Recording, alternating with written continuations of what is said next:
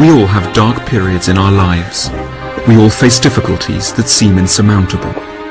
We all encounter setbacks. And when we do, we're often tempted to throw in the towel.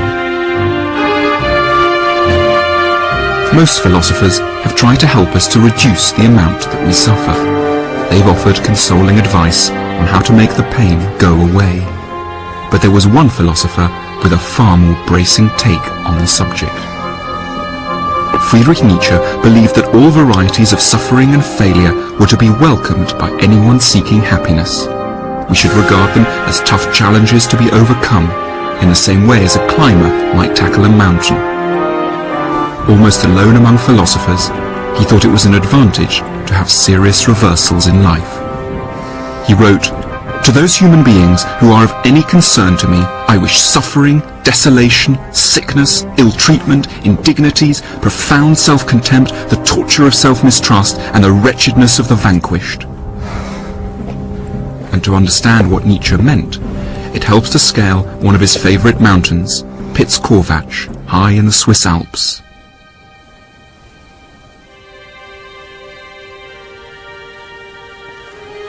I'm now standing on the top of Piz-Corvatsch, and the view is extraordinary, sublime. There's a complete stillness in the air. Clouds are just drifting over us. We can see clouds below us, and then through the clouds, villages and forests. You feel like you're on the top of the world, and the air is curiously light, and you feel a kind of elated feeling. And I think that here we can start to understand why Nietzsche placed such an emphasis on the tops of mountains. It's at the very top of the mountain that come the finest views, but it's of course extremely hard to get to them. And this is symptomatic of his view that to reach anything that's worthwhile, to reach anything that's valuable, you have to go through an extraordinary amount of effort. Friedrich Nietzsche certainly knew a lot about effort, both physical and mental. His life was one of exceptional hardship. He constantly struggled against illness, dizziness, headaches, vomiting, probably all symptoms of the syphilis he picked up in a Cologne brothel as a student. He was forced on a restless journey around Europe in search of somewhere where the climate wouldn't upset his delicate constitution. And the place that best agreed with him was Sils Maria, high in the mountains in the southeastern corner of Switzerland.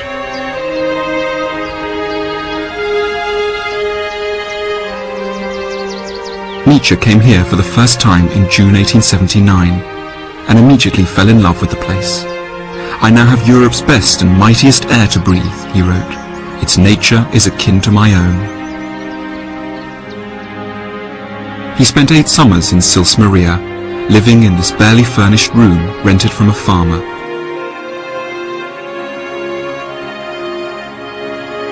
It was here that he worked on some of his most important books, including Thus Spoke Zarathustra, Beyond Good and Evil, and Twilight of the Idols.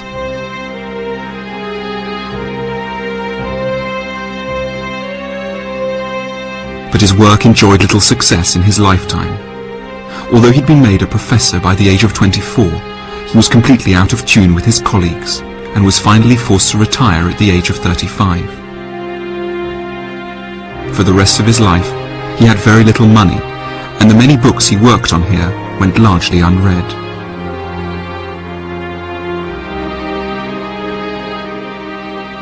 He lived a life of routine. He would rise at 5 in the morning, right until midday, and then take walks up the huge peaks that necklace the village. But he didn't just live amongst the mountains for the air and the nice views. The landscape he saw around him spoke to his deepest sense of himself and his work. Philosophy, he declared, is a voluntary living in ice and high mountains.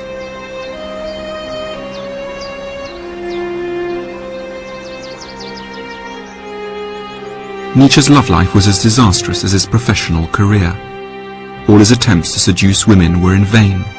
Many were frightened by his large moustache, and he confessed to feelings of appalling loneliness. He wrote to a married friend, "Thanks to your wife, things are 100 times better for you than for me. You have a nest together. I have, at best, a cave."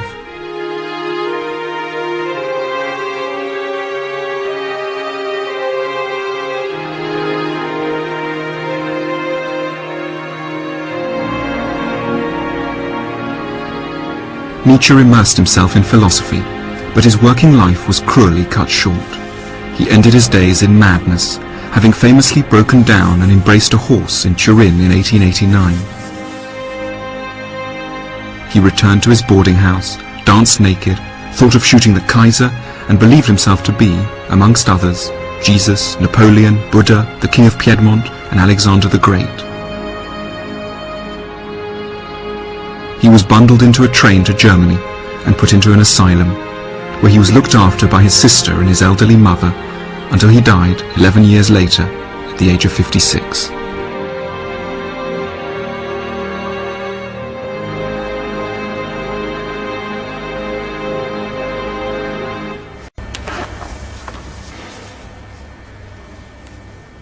A key lesson that Nietzsche's life of hardship taught him was that any worthwhile achievement was born out of constant struggle and hard work.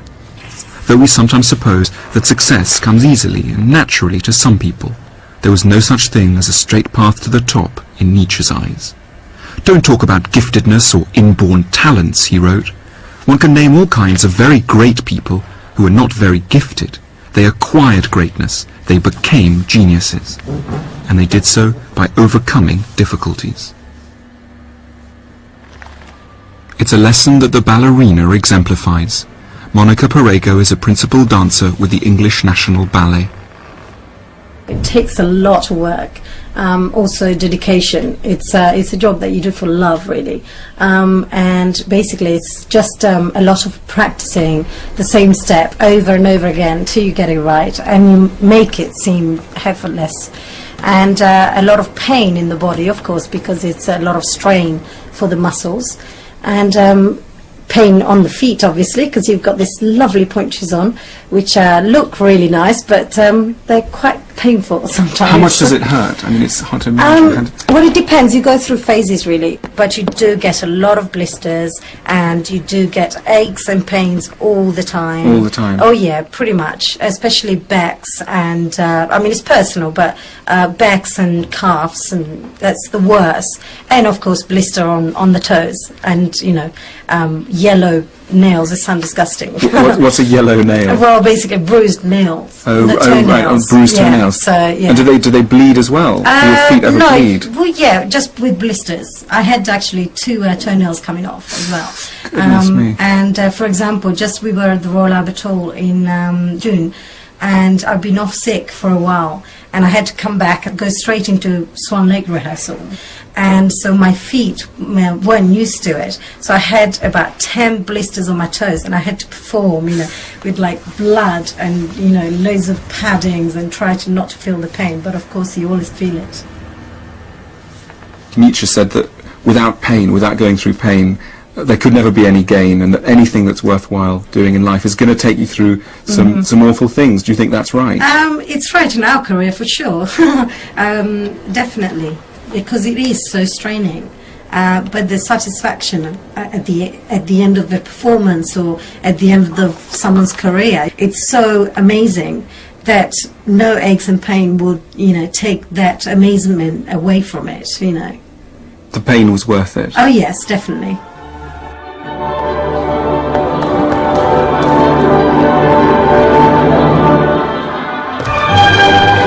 At the heart of Nietzsche's philosophy is a simple idea: difficulty is normal. We shouldn't panic or give up when we experience it. We feel pain because of the gap between who we are at the moment and the person we could ideally be. It's because we can't master the ingredients of happiness straight away that we suffer as much as we do. But Nietzsche didn't think it was enough just to suffer.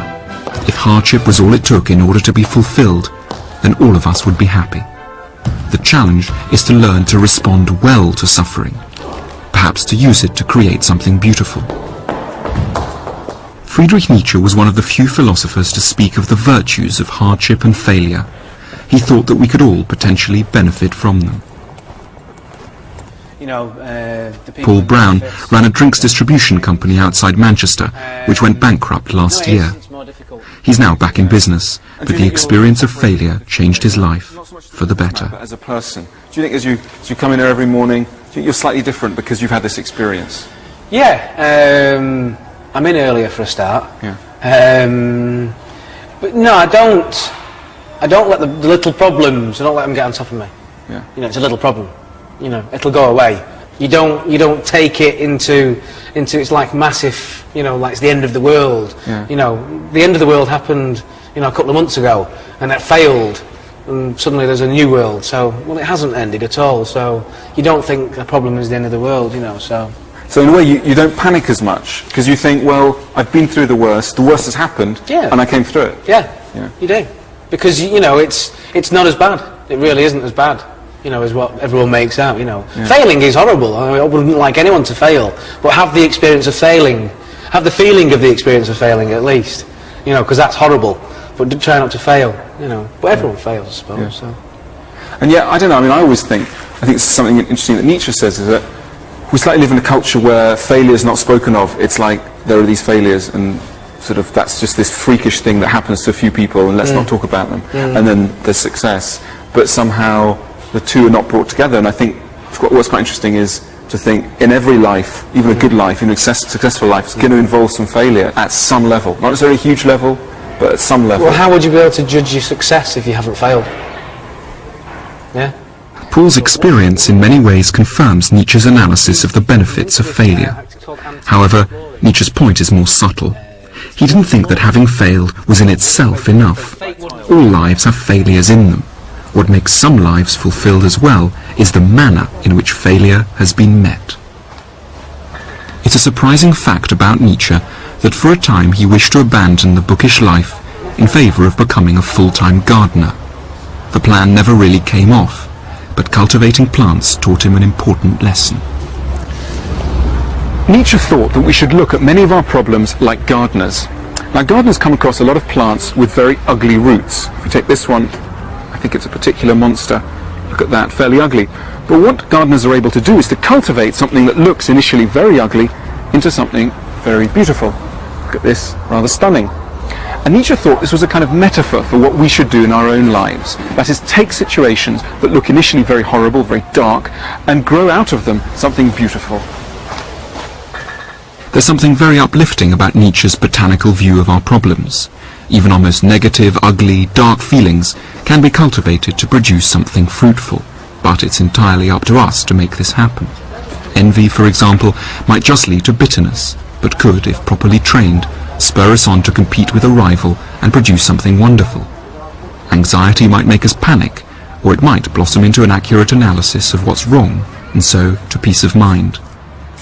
And that's why Nietzsche wished misfortune on his friends, because he believed that hardship was a necessary evil out of which, if these friends were skilled, they might be able to harvest beautiful things. Would you ever wish failure on your friends? No. The feeling of failure, yeah. Feeling of failure? The feeling of failure. Why? Because the feeling of failure is horrible, and the feeling of making it again afterwards, just it puts it into context on how bad it feels to fail. You know, so the feeling afterwards is so much better. Have you ever been to Naples? No. No. Okay, well, Nietzsche went to Naples, and Nietzsche says, in order to get great happiness from life, in order to harvest great happiness, you've got to live dangerously, he says. And he advises you to build your homes on the slopes of Mount Vesuvius, which is a slightly reckless thing to do. Reckless, but it's a beautiful view. You see the sea, you get a wonderful view. And that's kind of his, his idea that life's a risky business, and no pain, no gain. True, yeah. You've got to take a chance at some point, I think. Because if you don't take a chance, then how will you ever know? I mean, the views could be absolutely fantastic, but if you say to yourself, if it erupts, the problem's a landslide, well, you'll never know if the views are that good. And the views could, make up for that risk, that danger. If Nietzsche gave some thought to what some good responses to problems might be, he also castigated what were, in his view, the disastrous ones. One of the worst was to head for the pub.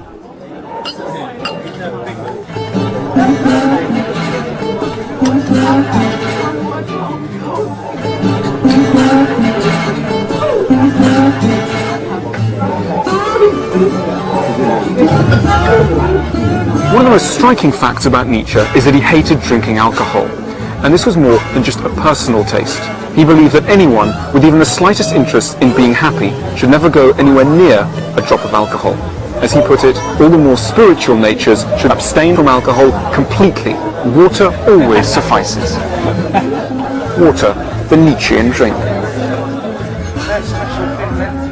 To imagine there is benefit in escaping our troubles once in a while with an alcoholic drink or two is to misunderstand completely the Nietzschean analysis of the relationship between happiness and pain. Happiness does not come from escaping troubles, it comes from cultivating them, from turning them to your advantage. The last thing Nietzsche thought we should do with our sorrows is drown them. Our worries are vital clues, telling us what's wrong with our lives and pointing the way to our ultimate improvement.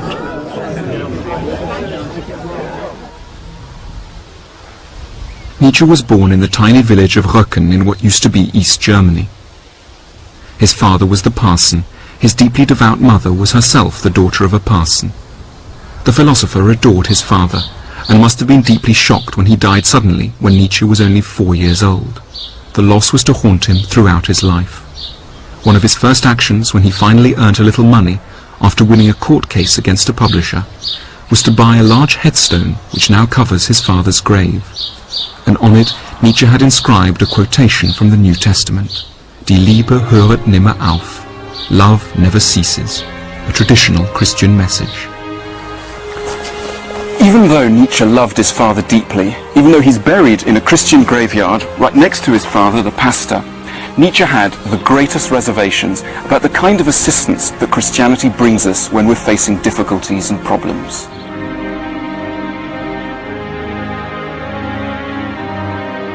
It's striking to visit the house where Nietzsche was born, right under the shadow of the Lutheran church where his father preached, completely unchanged since he lived here. Little Nietzsche must have grown up breathing an intensely religious atmosphere.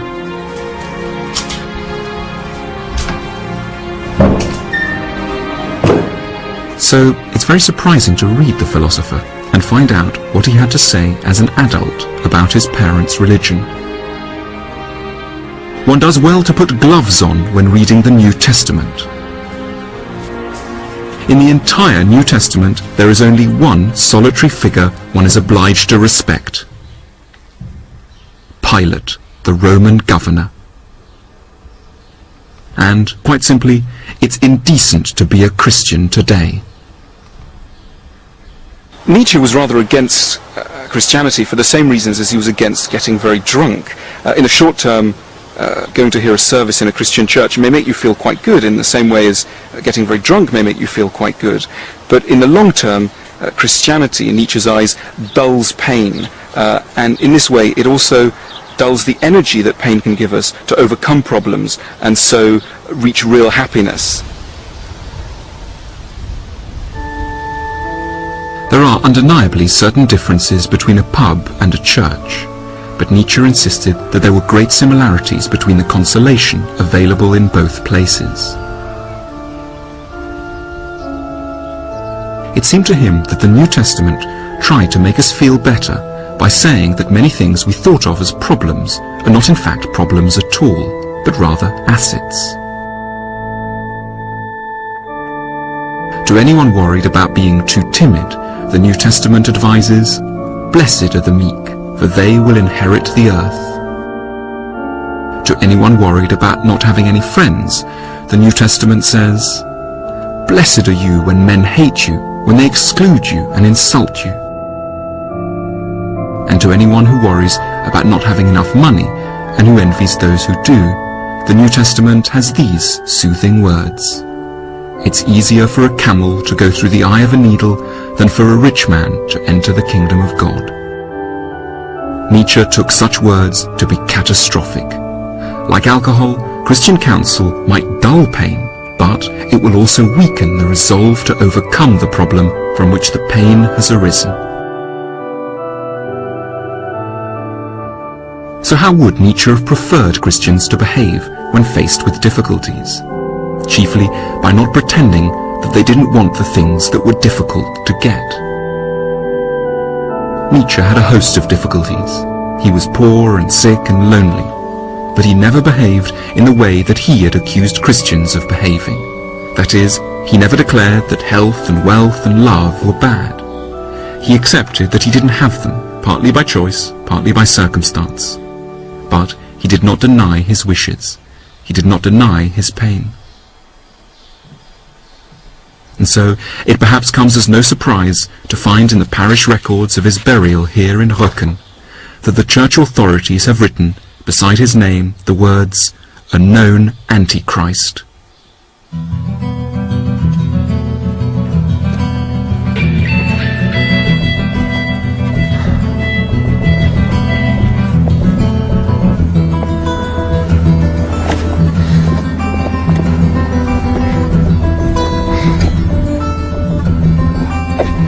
Although his life was hard, we shouldn't think that Nietzsche was miserable all of the time.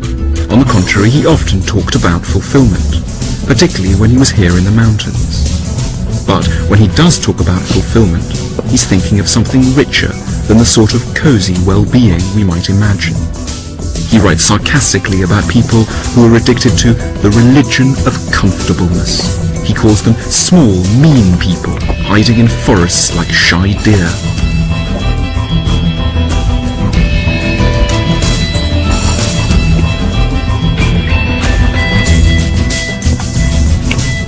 But those of us who dare to climb up above the tree line will see the views and breathe the air.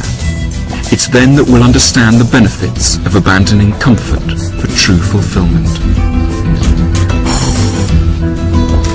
As Nietzsche famously said, "That which does not kill me makes me stronger."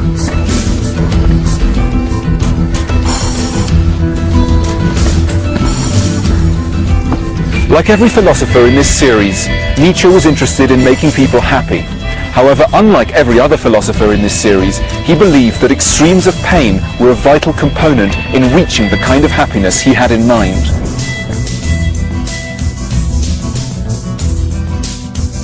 Not everything which makes us suffer is necessarily bad for us. Not everything which makes us feel good is necessarily actually good for us. To regard extremes of suffering as an evil, as something to be abolished, wrote Friedrich Nietzsche, is a supreme idiocy.